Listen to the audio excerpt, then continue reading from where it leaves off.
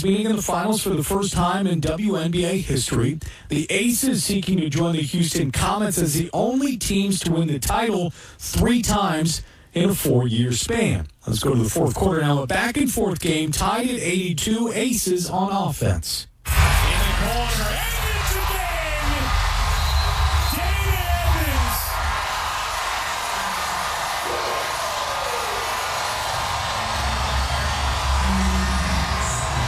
For victory of the night,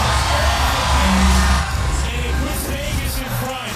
The call on ESPN, Evans with 21 points off the bench. That tied the team high. The ball now back in the hands of the Aces, trying to stretch it to a 5-point lead. Gray wants the handle and the ball lands with Young. Can't hit Wilson the board. And another chance for Las Vegas. Wilson fading and hitting. Thomas gets it in. Copper guarded by Young. Looking for Sauli. 8 seconds left. Phoenix has to move. 5 seconds left. Sauli looking at the clock. Leading. Can't hit. Rebound Young. The Aces take game 1. So the Aces hold on. Again, Game 1 can tell you a lot. Teams that win Game 1 of the WNBA Finals of a multi-game series go on to win 70% of the time. Here's Evans after the game with ESPN's Holly Rowe.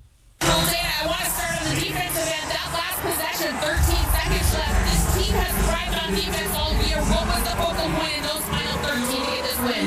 I mean, we knew that they needed to get a 3, right? So we just had to guard the 3-point line. We put Kia in, and she had to play all game, but we trust her defensively. So post put her in, and we got a big foul.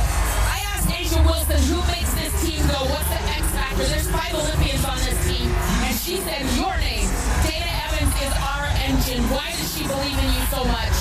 You know, Asia, she's always believed in me. When I first got here, my first day in New York, she said she was so happy that I was here. And I was like, thank you. Like, I'm blessed to be here. You know, I'm grateful for the opportunity, and I'm just ready for it. It's hard to be ready for it. When your name is called in a WNBA Finals Game 1, you're caught off an overtime game. How did you find your rhythm offensively so quickly? I mean, just being aggressive. I feel like I feed off my defense. I feel like I got some early steals early on, got to the basket, and then I just saw the ball going in, and I just kept being aggressive. Guys are coming off an overtime win. You gave so much just on Sunday, just a few days ago. How did you find enough in the tank to close out this game and get the Game 1 win? It's the finals, Holly. We worked our whole life to get here, you know, so it's do or die now. We want to come out on top.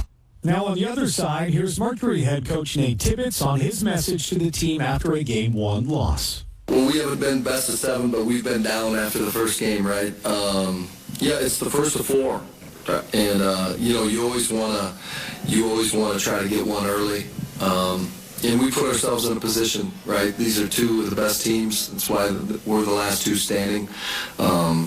And you know, we talked about it earlier. We've made some of these plays last stretch. We're the last 2 standing. Be ready on Sunday. You know, we talked about it earlier. 3 o'clock Eastern Time on ABC. Now, prior to Game 1, WNBA Commissioner Kathy Engelbert met with the media and said there's work to be done to repair relationships with players in the league, but also added there were inaccuracies in some of the comments directed towards her by Minnesota Lynx forward Nafisa Collier in a scolding assessment earlier this week, which included accusations that the WNBA front office does not care about its players and that Engelbert allegedly told Collier that players should be grateful, quote-unquote, for what the league has given them. Engelbert responded. I have the utmost respect for Nafisa and for every single player in our league. They are at the center of everything we do. I was disheartened to hear that some players feel the league and me personally do not care about them or listen to them. And if the players in the W don't feel appreciated and valued by the league, then we have to do better and I have to do better. We know how great these players are on and off the court, how much they mean to our league, our fans, and our communities. If they don't feel that, I will do everything I can to change that. The league has also taken great scrutiny on its officiating. As it relates to officiating and gameplay on the court, we hear the concerns, we take them seriously. Our game is faster, featuring more talent, and the game is more competitive than ever before. And with that evolution, game rules, interpretation, and officiating has to keep pace. Every major sport goes through this. Rules evolve, officiating adapts, standards shift. Alongside the growth of the game, the WNBA is no different. At the conclusion of the season, as we do every year, the league's competition committee will meet to evaluate the state of the game, which includes game rules, officiating, and player safety on the court. The Players Association and players, as always, are invited to engage.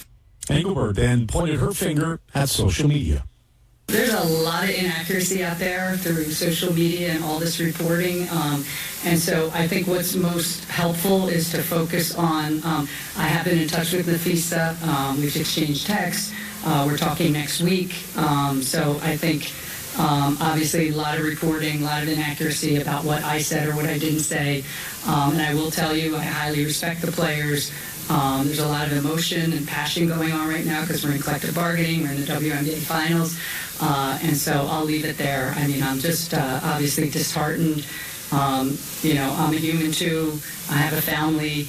I have 2 kids who are devastated by these comments. And so all I'll say is just, you know, it's obviously been a tough week. And I just think there's a lot of inaccuracy out there.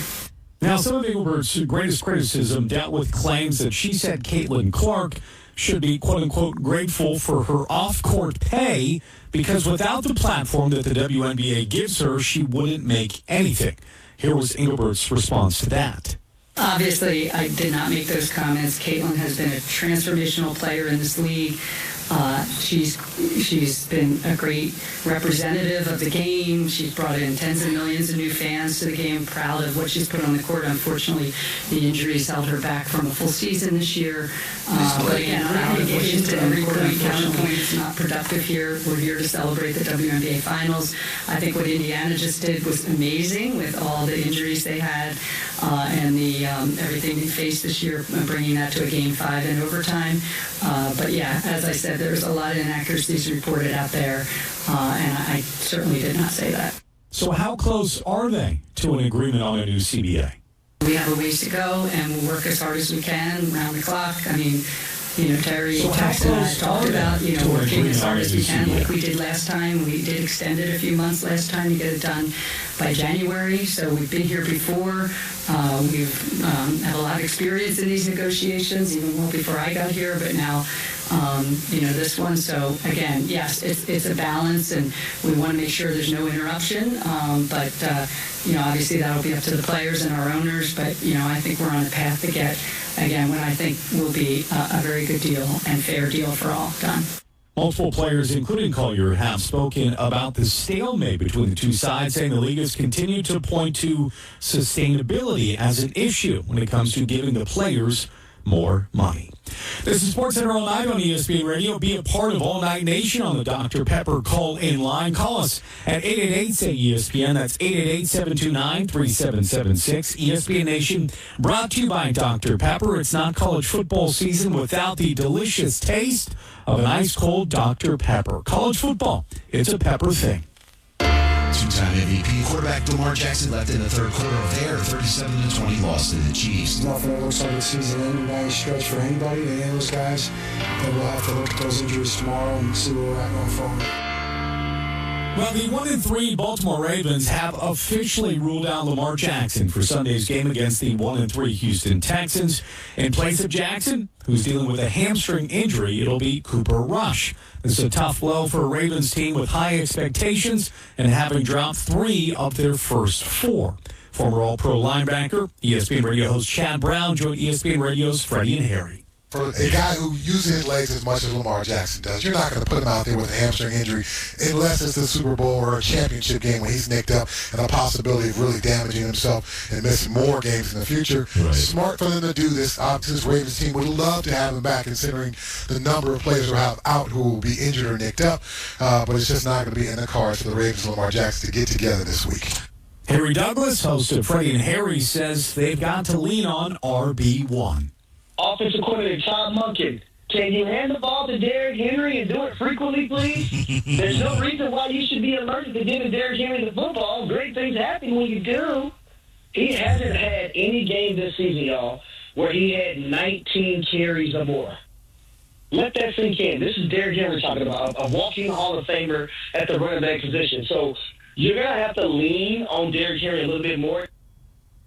Freddie Coleman says Sunday is a must-win. If they lose to the Houston Texans, if either one of these teams loses, their season is over in terms of making the playoffs. But if the Ravens lose, they have a lot more to lose with that roster that's a lot of those guys injured than the Houston Texans. If they lose on Sunday in Baltimore, I don't believe the playoffs are going to be there no matter what kind of schedule is going to get a little bit easier for this team that's not made it easier on themselves to this point.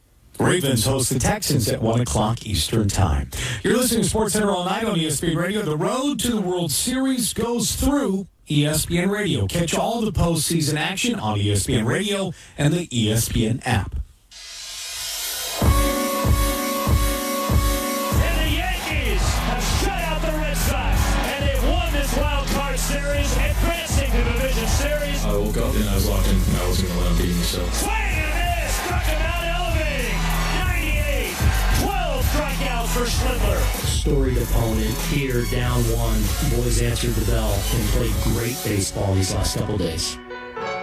All right, Yankees face the Blue Jays in Toronto today at 4 o'clock Eastern Time. This is the first playoff series against each other all time. Let's hear from Yankees manager Aaron Boone on why they chose righty Luis Gil to be the Game 1 starter and how the Yankees feel heading into ALDS Game 1. Just feel like he's ready for this. He's in line for it. Decided for now we want to keep Warren an option in the pen and feel like Louis is ready to go. We feel really good about our team. We're playing well, but, you know, all that's in the past now. We got to go play well moving forward, and we have the challenge of a new series against another really good team and a really good opponent that, you know, has earned the opportunity to wait out this first series. So we're excited, looking forward to it, and should be a great series.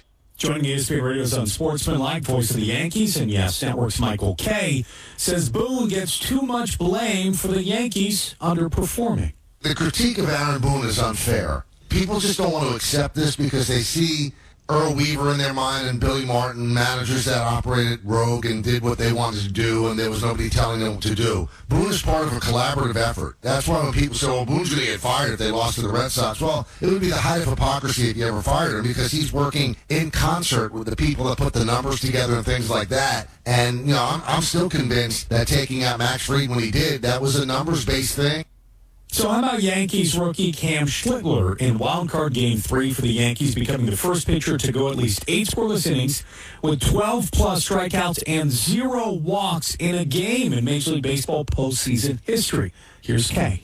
I would say best case scenario was that he was going to give you 6 innings and that you'd only have to get 9 outs out of the bullpen. That was the best case scenario. 8 innings, I don't think anybody, even Aaron Boone or Cam Schlittler, could have even imagined. I mean, that was one of the greatest postseason performances that you can see. Now, obviously, it's hard to compare with Don Larson because that was a perfect game in the World Series. This is 3 series before the World Series, but it was an elimination game. And for a kid making his 15th start in the big leagues to pitch like that, it was stunning. It really was stunning. ESPN MLB host Carl Ravitch and ESPN MLB analyst Eduardo Perez saw that pitching performance firsthand. Here's Ravitch and Perez on First Take. First inning, composure, control, command. He's living in a category now. We have young pitchers in this game that do throw 100. You got Paul Skeens, you have Hunter Green, you have Jacob Mizorowski, and now you have Cam Schlittler throwing 100 miles an hour. It was dominant. It was overpowering. It reminded me of Roger Clemens, who once had a complete game, I think, 15 strikeout, 1-hit performance. That's how dominant it was. This wasn't a win. This was an emphatic win. He didn't give a shit. Let's face it. Let's be straight up. He didn't. And he was up there in the most pressure of situations, and he was able to throw strike one. His composure was phenomenal. The poise on the mound, the presence was there. And he pitched off the fastball. And when you're able to pitch off that number one and be able to throw the cutter, the two-seamer, and also throw a curveball once in a while just to get them off the fastball, it worked. 22 of the 29 first pitch strikes that he was able to throw, the Boston Red Sox could not adjust. They couldn't take pitches. He was ahead of the count most of the time. That's the dominance that you have when you're able to touch 101. Did I say that earlier?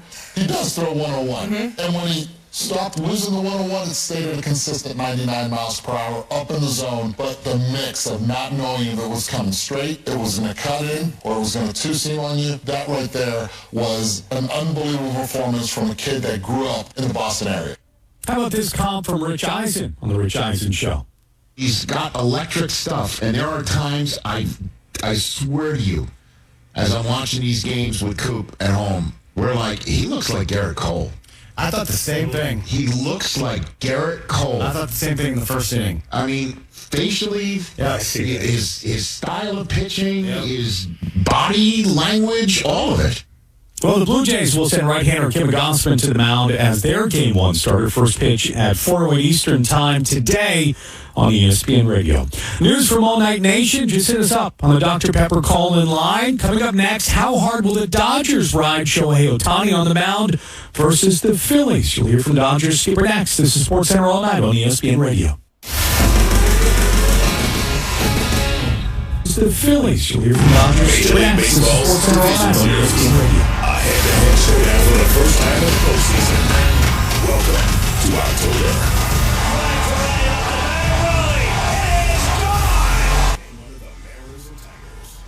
The Phillies. You'll hear from Dodgers skipper. The Phillies. You'll hear from Dodgers skipper. The Phillies. You'll hear from Dodgers skipper. The Phillies. You'll hear from Dodgers skipper. The Phillies. You'll hear from Dodgers skipper. And deserve. Why spend years chasing a college degree when you can fast track your future in IT? We're starting now. Take your heart. Why spend years chasing a college degree when you can career evaluation at my computer career future in IT?